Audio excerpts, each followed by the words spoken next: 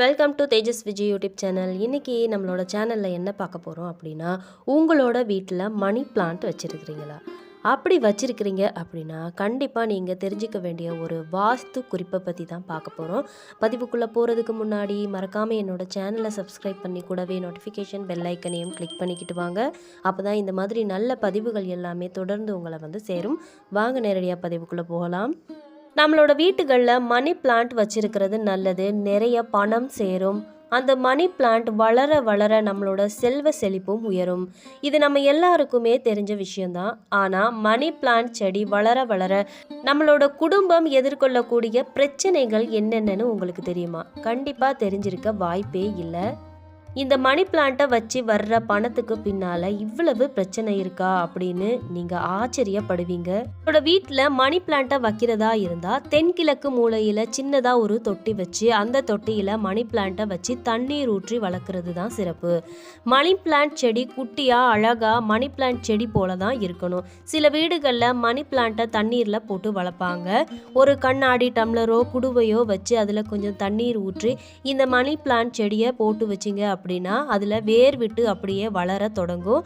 இது போல் உங்களோட வீட்டில் மணி பிளான்ட் செடியை வச்சிருந்தா அந்த தண்ணீரை ஒரு நாள் விட்டு ஒரு நாள் கட்டாயம் நீங்கள் மாற்றணும். அந்த தண்ணீர் அழுகிருச்சு அப்படின்னா அந்த வீட்டில் கண்டிப்பாக பிரச்சனை வரும். குறிப்பாக பெண்களோட மனநிலை பாதிக்கப்படும்.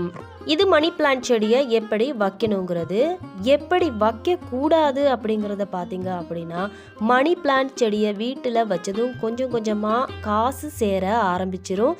இந்த மணி பிளான்ட் செடியை இன்னும் தண்ணீர் ஊற்றி நன்றாக வளர்ப்போம்.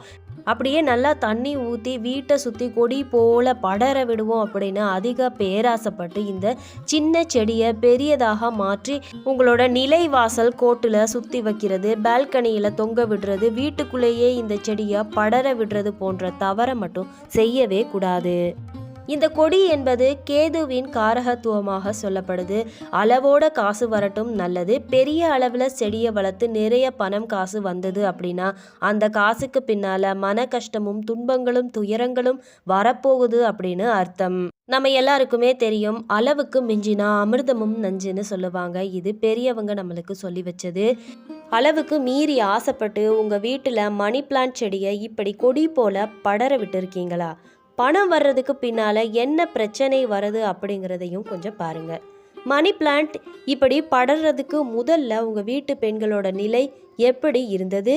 இந்த அளவுக்கு மணி பிளான்ட் செடியை படர விட்டு அது கொடி போல் உங்கள் வீடெல்லாம் சுற்றி வரும்போது வீட்டில் இருக்கக்கூடிய பெண்களோட மனநிலை எப்படி இருக்குது அப்படிங்கிறதையும் பெண்களோட ஆரோக்கியம் எப்படி இருக்குது அப்படிங்கிறதையும் கொஞ்சம் நீங்கள் கவனித்து பார்த்தீங்க அப்படின்னா உங்களுக்கே புரியும். மணி பிளான்ட் செடி இப்படி படர ஆரம்பித்ததும் நிறைய காசு பணம் வருதுங்க அப்படின்னு சொல்கிறவங்க நிறைய பேர் இருப்பீங்க. ஆனால் நீங்கள் நல்லா கவனிச்சிங்கன்னா அந்த காசானது உங்களோட மருத்துவ செலவுக்கே போதாமல் இருக்கும். ஆக இப்படி இருக்கும் பட்சத்தில் நீங்கள் என்ன பண்ணணும் அப்படின்னா அந்த மணி பிளான்ட் செடியை நீங்கள் கொஞ்சம் வெட்டி சின்ன செடியாக மாற்றிக்கிறங்க.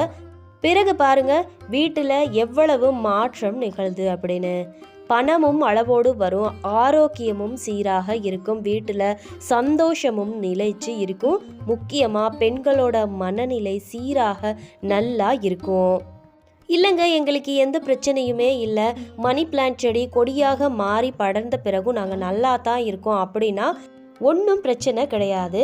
நீங்கள் உங்களோட வீட்டு மணி பிளான்ட் செடியை எப்படி வேணுனாலும் வளர்த்துக்கலாம். மணி பிளான்ட் செடியை பற்றி வாஸ்து நிபுணர்களால் சொல்லப்பட்ட கருத்துக்கள் தான் இது.